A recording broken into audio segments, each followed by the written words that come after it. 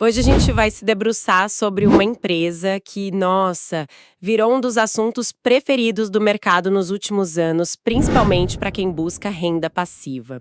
A Petrobras. Exato. A razão para isso, bom, as distribuições de dividendos que ela fez foram gigantescas. A nossa missão aqui é entender a fundo como a empresa gera esses resultados. Uhum. Ela sempre foi essa pagadora excelente de dividendos e, mais importante, quais são os fatores que determinam essa capacidade de distribuir tanto dinheiro? Exatamente. O objetivo é ir além dos números mais recentes, né? Para um investidor focado em dividendos, a questão central não é só o quanto uma empresa pagou no último ano. Não mesmo. O que importa de verdade é a previsibilidade e a sustentabilidade desses pagamentos ao longo do tempo.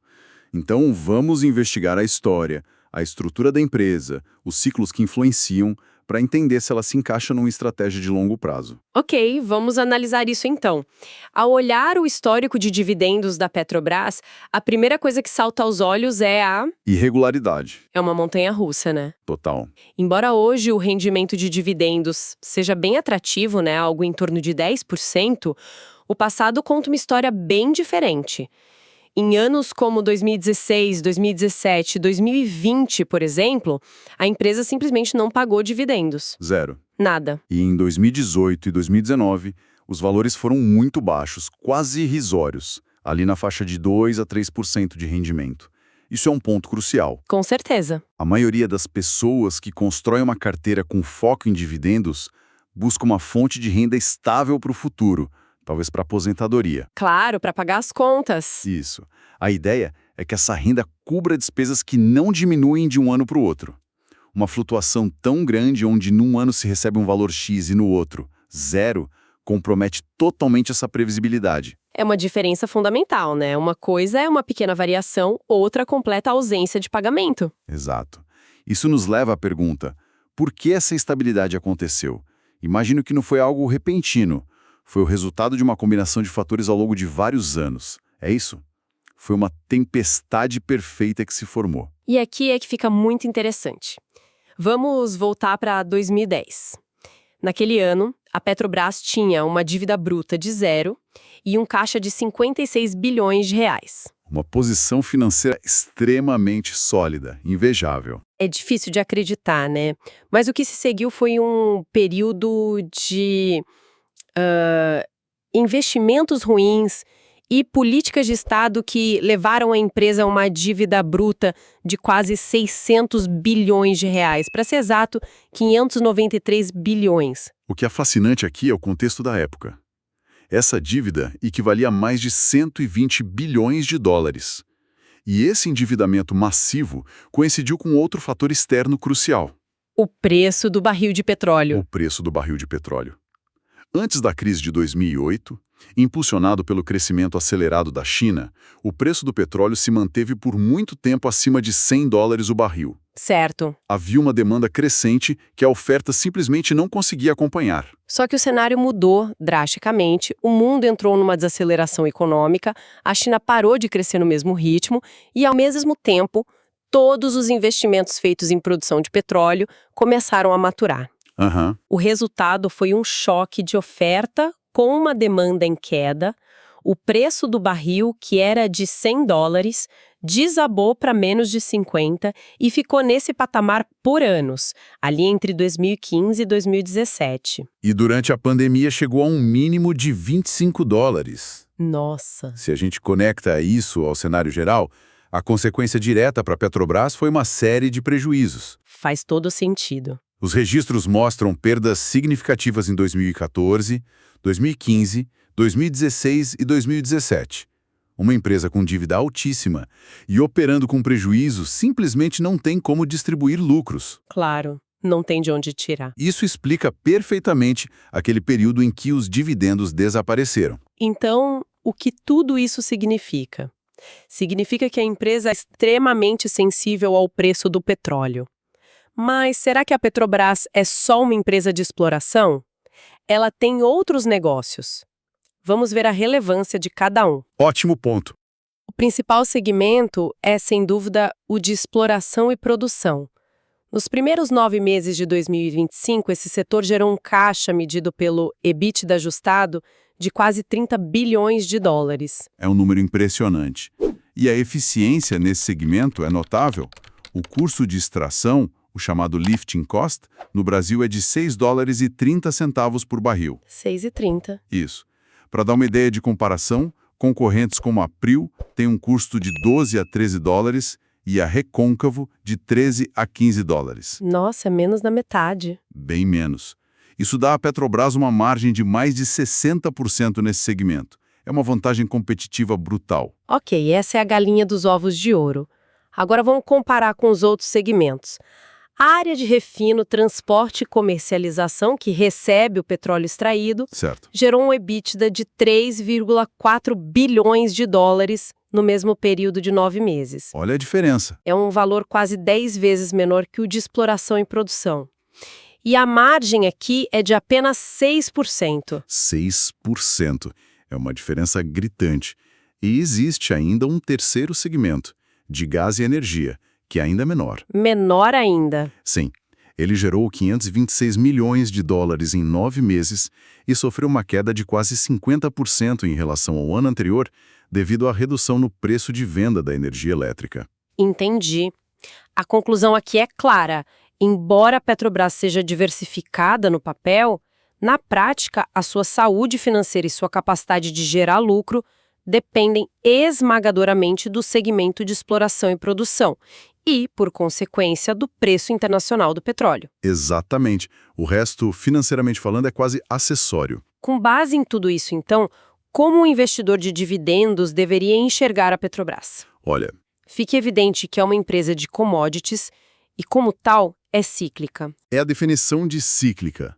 Ela passa por períodos de alta, como o atual, onde gera muito caixa e distribui dividendos generosos, e por períodos de baixa, onde os lucros e os dividendos podem desaparecer. Certo. E além do ciclo do petróleo, há outro fator a ser considerado, que a gente já mencionou de leve, quando o governo tenta controlar os preços dos combustíveis internamente.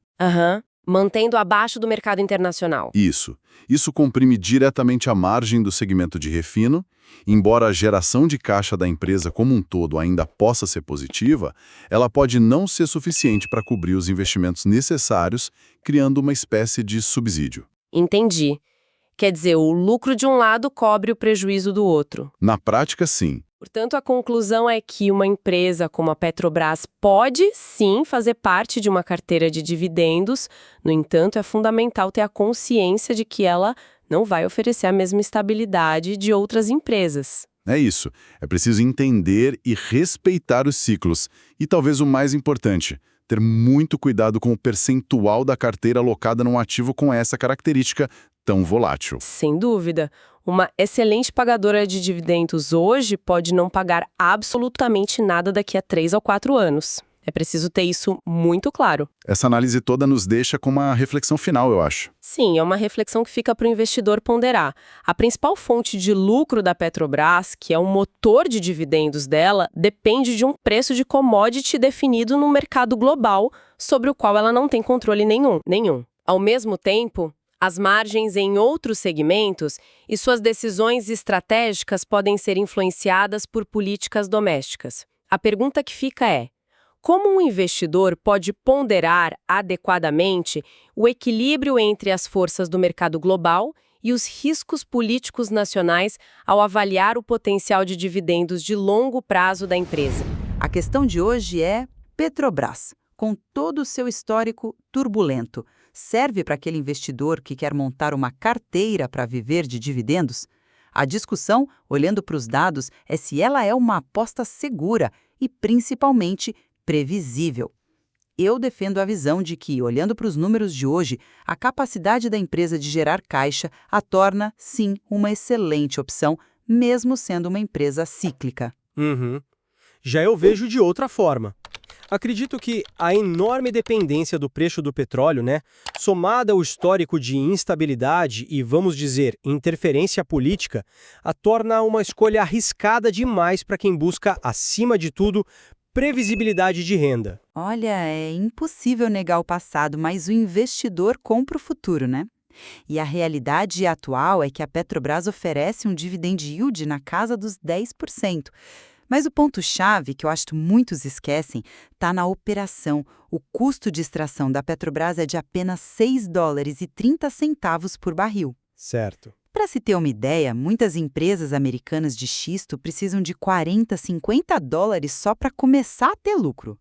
Então, essa é uma vantagem competitiva, assim, brutal, que garante uma geração de caixa absurda, como o EBITDA de quase $30 bilhões em 9 meses, só no segmento de exploração e produção.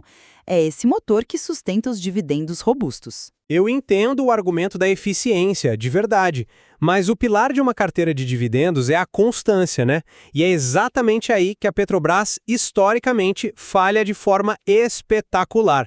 Pensa só, quem dependia dessa renda não recebeu absolutamente nada em 2016, 2017 e 2020.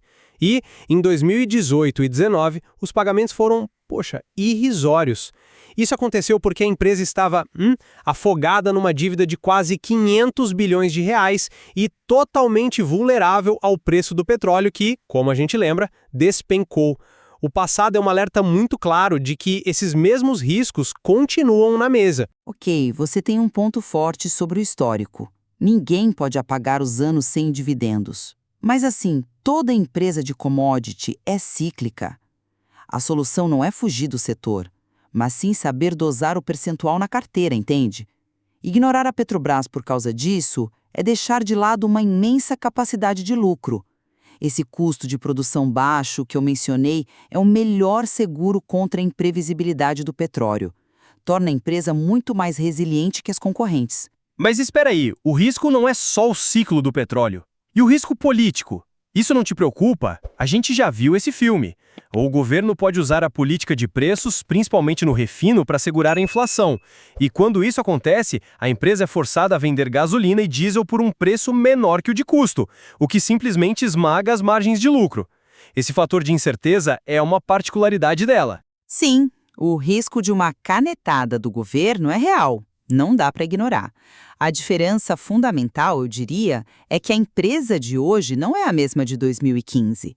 Ela passou por uma reestruturação gigantesca, vendeu ativos, reduziu a dívida drasticamente. Hoje, a Petrobras tem gordura para queimar. Ela consegue absorver um período de preços controlados de uma forma que antes era impossível, sem que isso ameace a sua sobrevivência ou a capacidade de pagar dividendos no longo prazo. Eu não fico convencido com essa linha de raciocínio.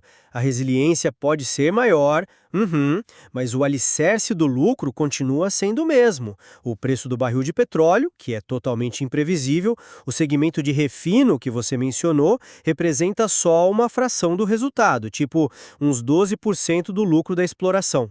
No fim das contas, a tese de investimento se resume a uma aposta no preço de uma commodity.